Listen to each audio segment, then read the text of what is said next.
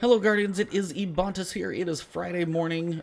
This is going up at 8 a.m. Central Time. Same time we go live with the Last Word podcast. So if you were tuning in, you can switch over to twitch.tv/Ebontis and catch me and Lord Cognito live recording Last Word. Always fun chatting it up and having you guys in chat. So jump over there and say hello if you like. But today what I wanted to talk about is the Solstice armor. So I'm getting ready to wrap up my grind for my first set. So my Titan is basically ready to switch over to Majestic, which will be the legendary armor. And then the Masterworks will kind of be optional after that. So I'll do at least one of them for sure.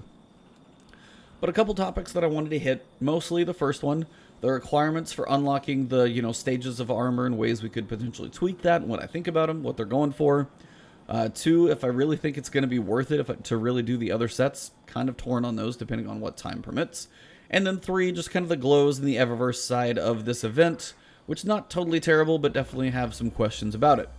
So the first thing to talk about is the armor itself. What does it take to go from drained to renewed, from renewed to majestic? So currently my armor is in the blue state. So the renewed started in the green, and I went through those pieces with you before. What did we have to do in those previously that we talked about? I mean, that's the one where you had to do certain matches, public events, open solstice packages, pick up orbs, strikes, stuff like that. Had to do some adventures in there. They're trying to spread out your time in the game. And it's kind of understandable. They're trying to get people to, spend extra time if you're going for the grind. Here's a little gambit, here's a little crucible. It's not too much of anything, but it's a chunk of some of these things that you gotta do. Move on over to the newer armor. When you're talking about upgrading the renewed, the grinds get a little bit longer. Some are substantially more. One of the longer pieces is patrols on Io. There's 25 of them, and that's my character. You might have patrols on a different planet. There are two specific type of patrols that I like to do. One is shoot the enemies. One is drive to a point and stand there. They're the two pretty easy ones to knock out personally. So those were fairly boring. I'd land on a planet and check if they're there, check the 3 landing zones. Usually one would drive me to another, see if there's anything there, drive to the next. Once I'm done with those, might go off and do something else.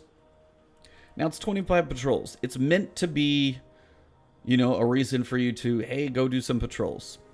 But I don't know why it has to be a certain planet. For example, on this one, why does it have to be patrols on Io? Maybe another class has patrols on a different planet.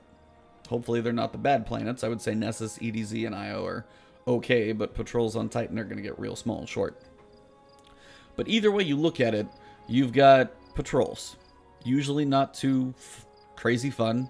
They get repetitive if you do them enough, and 25 of them on one planet, I saw the same patrols, especially the Compass one, driving around the same time. Now, there's certain reasons I don't like doing certain patrols, like the ones where you have to do the collections, because it's like, hey, go kill 10 Scions. You're like, well, that's not so bad. What if there's only like 3 Scions in the zone? You can't kill things outside of the zone, and they don't spawn up that often. If you kill the 3 and somebody else is in the zone with you, you're like fighting for the same 3 guys. Not that fun. So for me, even on something like that, I'd like to see patrols, period. Not a planet. If you want to go anywhere you want, doesn't matter. You go to Dreaming City, Tangled Shore, wherever you can find them. You find some patrols you like, you knock them out, you do them, and you can do that while you're doing other things. So that would be a nice switch there, so it's not a specific planet. Weapon final blows, elemental orbs. I mean, those are straightforward. They're trying to go along with the themes of the day, and I'm kind of alright with that. Now, the class final blows, depending on your subclass, some were easier than others. For the hunters on the grenades, that's one that I'm not really looking forward to, because that's almost like load up a Nightfall, put on a Void Burn and Grenadier, turn the handicap way down, and throw as many grenades as you can. That's one way to do it, at least. But another one's 50 bounties. Now, bounties are ones they want you to kind of get used to the habit of picking up, and if you turn them in, you might get some materials for them. And if you play a decent amount, 50 is doable. I mean, there's 3 on every destination. There's Crucible, there's Vanguard, there's Gambit, there's a ton. So, I mean, bounties in and of themselves aren't too bad. 50 might be a smidge high, but, I mean, it was definitely not the thing holding me back. As for the harder pieces, when it came to what they're changing, the big ones are going to be, obviously, the mini-bosses. They're actually tweaking that one on Tuesday, so it's going to be half. And then killing the big bosses are going to give you 5 points towards that. So that's a couple things to fix. And this is where we kind of get into this discussion of requirements of what to do. I need to go do 10 Crucible matches. I need to complete them. Where's my incentive to do anything but literally like jump around, shoot at a wall, maybe kind of give it a halfway attempt? Not a lot.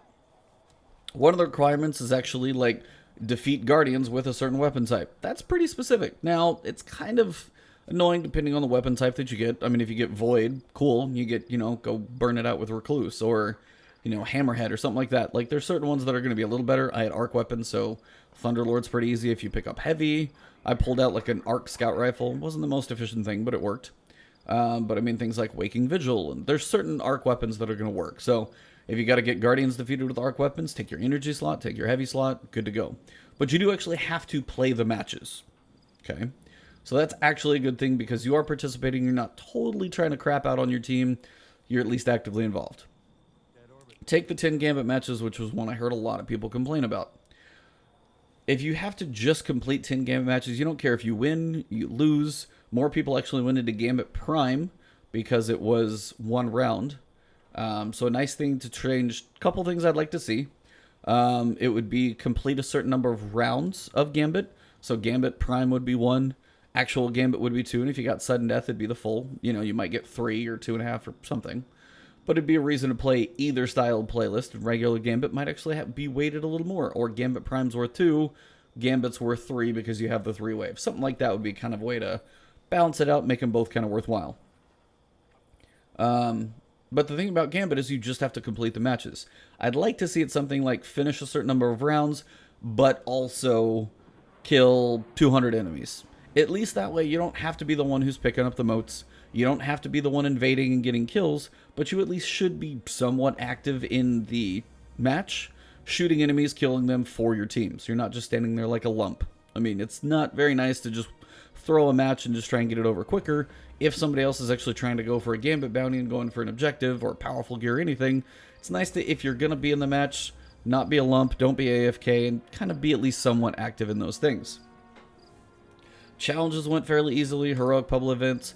Most of it is really not that bad. It is time consuming. I mean, the balance of the mini bosses they're looking at. Patrols, I wish they were a little broader and not quite as many. Everything else seemed to kind of go relatively okay. Strike playlist type stuff, that's, kind of either here nor there, but it is going to make you play some strikes. But you need kills in strikes. You actually need to collect a certain number of orbs in strikes, so you're in the mix. So most of the requirements, I actually think they did fairly well. Gambit matches and then the mini bosses are probably the two. Mini bosses are being tweaked. Gambit matches, I think just generally if you're going to put requirements on something, it needs to make sure the player is somewhat active while they do it. They can't be just like mindlessly like, I can do this with my eyes closed and point at a wall. No, you should actually try and kill things. Now, when you try and steer people into Crucible, or steer people into Gambit, or still steer people into Strikes, not everybody likes everything, but if you're playing Destiny, in my opinion, you probably need to do a little bit of something. Now, 75 Guardians defeated with arc weapons, that's probably not the easiest thing for everybody. I managed it. But I mean, if it's less it could just be like Guardians defeated, doesn't matter the weapon type. So at least you're comfortable with what you're using. Might be an easier way for some of those touchy subjects. And then if you're going to do Gambit matches, that's more PvE. It's like, hey, you need to do Gambit matches, with Solar Void and Arc weapons. If you're going to go for that weapon variety, you can mix it up that way, for example. Things like that would just kind of give the requirements a little bit more. Overall, they are a bit long and grindy, so question 2, are they worth it? All we know at this point about armor, because I'm recording this on the 9th, literally at midnight, we're going to get the stream on Wednesday next week about Armor 2.0. All we know about these sets that I've got on screen here, when I turn it into Majestic, I'm going to have some variety of perks. I don't know if the first one is static or what. But even if I've got this one, for example, my Iron Truage helmet, it's got enhanced sniper rifle targeting. It's not an Armor 2.0 piece of armor. None of my stuff is, because that's all coming next. So my Majestic armor that I unlock is not going to be the same set that I actually get to go pick up in September. So the implication there is the fact that whatever I have now, you're going to want to replace it what you get later on. Which means most every piece of armor I have now, whether it's the Majestic Solstice armor or the Iron Truage armor, my Notorious armor, it's not going to function the same way Armor 2.0 works. With its mod system, how you pick your perks, the energy. I don't know how it all is going to work, so again, this is all kind of speculation. But my assumption is mostly what you're unlocking is going to be kind of a skin. How do I want to look? Do I want to look like the Renewed set? Do I want to look like the Iron Banner set? That's really a question of like, how do you want to look? And then from there, at least my guess before this comes out, so if this doesn't date well, here we go, is that you're going to have, your armor has a certain amount of energy. Now, how you have a higher amount of energy, I don't know if that's use. Is it enhancement cores where you actually level up the piece of armor? Is it a raid piece of armor has higher energy slot usage than, say, a destination piece of armor?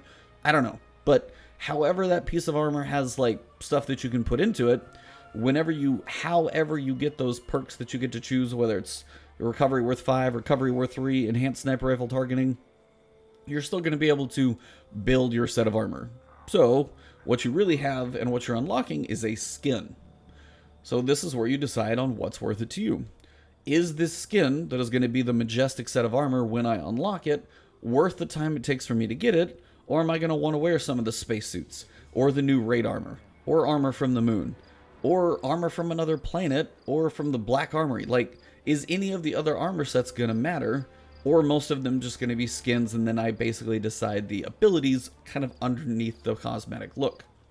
So that's really up to anyone. Like, if you're just hell-bent on, I want that Void Sparrow and I want to look like Solstice armor the entire time in 2.0, so I want it for every character, cool. I also don't know what the stats are going to be like. We know we get more stats, but more than recovery, resilience, and mobility, we're also getting it intellect, discipline, and strength, which is going to be for your cooldowns for your abilities. It's also not a stat for class ability, but I'm not entirely sure because that's a new thing. So that's the main idea behind, is this worth it at all? And that's something you just have to decide. The final piece I want to go talk about, as I jump off my perch down here, is Eververse. Now, if you get one set, is it worth it to you to either spend, and not everybody has this, it'd be good if I actually walked to the right vendor. Here's an example though, he's right here. He's got the glow. So he's solar subclass, he's got the solar glow, and he's looking alright, and then eventually he'll upgrade it to the high set. But the glows are not cheap. They're not cheap at all. So they're 800 silver each for the Arc, the Solar, and the Void. Now they're usable between all characters, so if you do all three, probably a little more worth your while, but if you just say have one character and you get a set, is it worth $24 or 15,000 Bright Dust? Now I have a decent amount of Bright Dust, but Bright Dust is going to be a limited resource come Shadowkeep, so I really don't want to spend it. So if I want the glows, I'm going to be spending $24. Have not decided if I'm going to make that leap yet. I really don't know. But is $24 for glows fair? Dado had a good video about this, about the cost of things. You've got an armor glow right here, and he described it pretty well. You have a glow on 5 pieces of armor. Well, you also have exotic ornaments when it comes to armor. So say you've got, or even weapons, like these are for 700, these are different ones that are owned. But here, like 600 silver for the blued steel ornament for, you know, the Shards of Galanor. Looks kind of cool, but that 600 is an exotic ornament.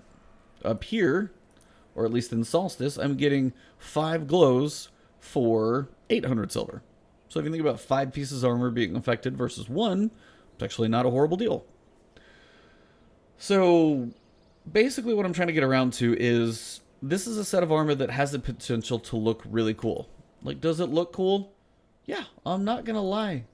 It looks really cool, and it's one of the coolest things I've seen in Destiny 2, harkening back to Destiny 1 raid sets with the chromatic glows and these type of looking ornaments that are actually like moving and animated.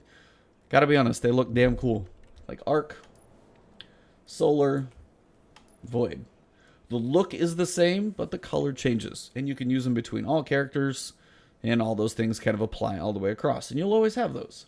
But how long do you think you're going to want to look like this in Destiny 2?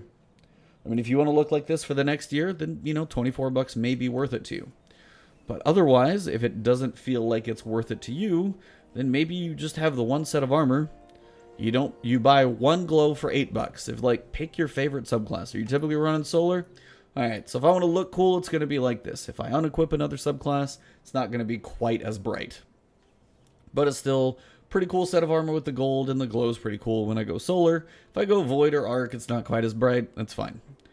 And that's $8 for you, and you get your one set of armor. If you're one of those who is like a completionist, though, and you get everything under the sun from this one, it's going to be kind of an expensive proposition when Shadowkeep is going to be like $40, and then you spend $24 on armor glows. So it's one of those things where everybody has this debate over what's worth it when it comes to, you know, are too many things in Eververse? Do we get that many cool sets outside of Eververse? Personally, I'd like to see more stuff like this be earnable in-game. Maybe not all Bright Dust or Silver purchases. I mean, this is the Solstice event about getting your armor and the glows. That's literally like the advertising picture is about the armor glows. Is it really worth it? I don't know. It's kind of a bummer you can't earn them like you say you masterwork the entire set. It's not going to be easy to do to get strikes with clanmates, 1 or 2 man Shattered Throne, and the other requirements you got to do. Say if you masterwork the entire set, you get a discount on it. That might be nice incentive to make you play, but that's not in there. So let me know your guys' thoughts on all of this. If you guys enjoyed your grind, if you thought it was too long, did you burn it out in 3 days? Do you plan to spread it over the month? There's different ways to attack this thing. I don't advise trying to smash it all into like 3 days. It's going to burn you out a little bit there, so try and spread it out if you can. But if you are limited on time, you may need to burn out one character. Let me know if you guys think Eververse is overpriced, or if you're just going to buy one glow and, you know, stick with your favorite. So overall, hopefully you guys enjoyed the discussion, kind of doing these type of topics occasionally, just because I have thoughts and I always like to see your guys' thoughts. The strikes one was good, so more feedback is great. Hopefully you guys are enjoying the grind, and hopefully you tune in for the podcast. So thank you guys for tuning in. Hopefully you enjoyed it. You can find me on Twitch and Twitter. It's Ebontis on both. Right here on YouTube, if you have not hit that subscribe button, please do so. Always helps support the channel. And that little alert bell next to subscribe will actually keep my videos coming to you, which hopefully you want. So thank you guys very much. Have an awesome one. I'll see you soon, and enjoy your grind. Shadowkeep isn't that far. I can't wait for next week, so we shall see.